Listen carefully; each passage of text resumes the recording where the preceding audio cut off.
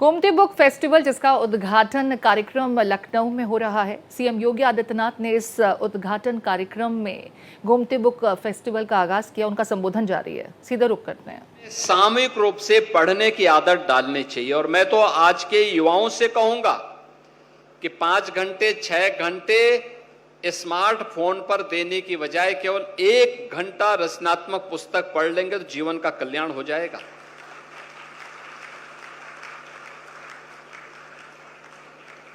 भारत के वैदिक परंपरा से जुड़े हुए ऋषियों की अमर गाथा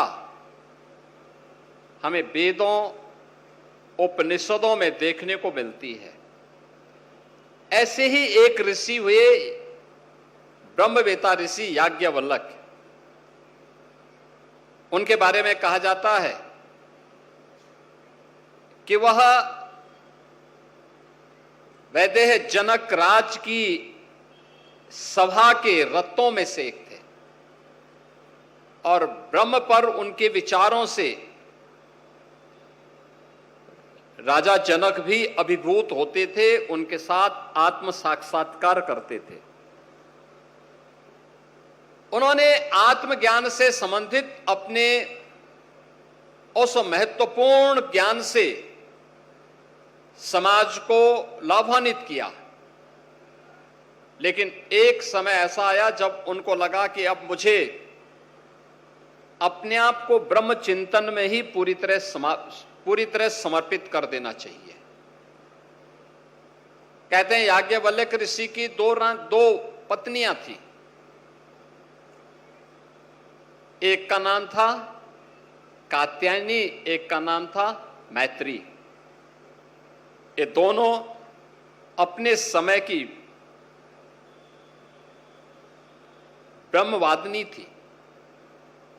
मैत्री और गार्गी का नाम तो कौन ऐसा भारतीय होगा जिसने न सुना हो।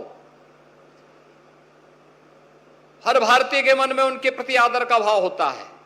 जब भी हम आत्म तत्व की बात करते हैं तो गार्गी और मैत्री की चर्चा जरूर होती है।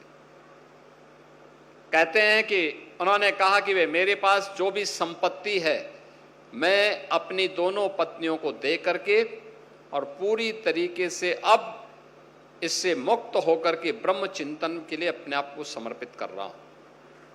उन्होंने अपनी पूरी संपत्ति को 2 भागों में विभाजित किया। कात्यायनी को दिया, वो खुश हो गई। मैत्रेय को दिया तो उसने ऋषि से प्रश्न किया।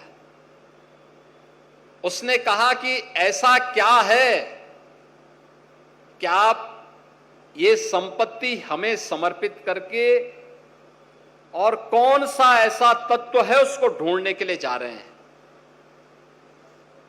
तो ऋषि ने उसको समझाया कि संपत्ति मैं इसलिए दे रहा हूं तुम्हें कहीं मांगना ना पड़े, कुछ ना करना पड़े, तुम आराम से अपना आगे का जीवन गुजर बसर कर सको, इसलिए इसको लेकर। उसने कहा नहीं, बहुत अच्छा उनका वो आता है। मैत्रेय कहती है ये ना हम ना नृता श्याम किमहम तेन कुर्याम, यानी जिस वस्तु से मैं अमर न हो सकूं उसे लेकर के मैं क्या करूं।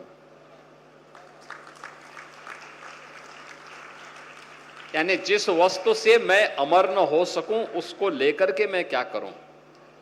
इसका मतलब ये जो धन धान्य आप मुझे दे रहे हैं इसके मालिक तो आप हैं, आप मुझे दे रहे हैं, इसका मतलब आप इस मानते हैं कि ये शाश्वत नहीं है, ये नश्वर है, तो फिर ये मुझे क्यों सौंप रहे हैं। मैं भी उस शाश्वत तत्व को प्राप्त करने के लिए आपके साथ ही चलूंगे।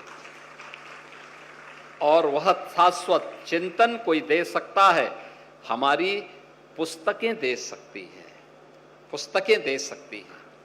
और इसीलिए प्रधानमंत्री जी ने कहा था कि when citizen reads the country Leeds,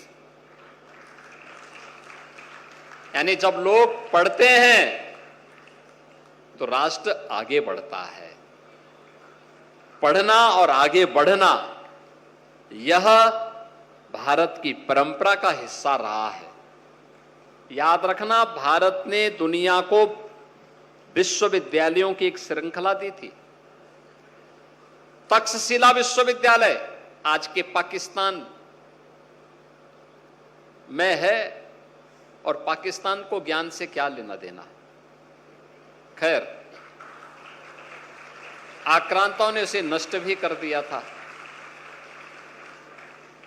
Takshashila विश्वविद्यालय, तक्ष कौन थे?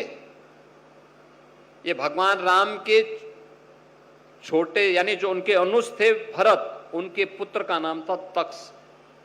उनके नाम पर दुनिया के पहले विश्वविद्यालय का नाम पड़ा था तक्षशिला विश्वविद्यालय।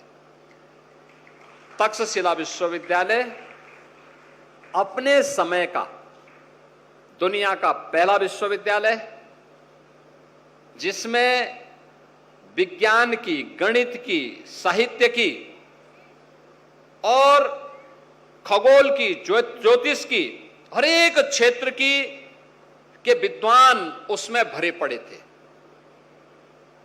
ये सभी विद्वान उसमें पैदा हुए थे। सुश्रुत वहां पैदा हुए।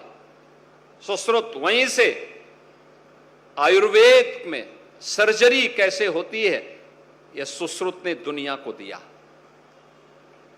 यह वही विश्वविद्यालय है जिसने जीवन के यानी व्याकरण कैसे होना चाहिए, पाणिनि का व्याकरण भी इसी विश्वविद्यालय से आगे बढ़ा था।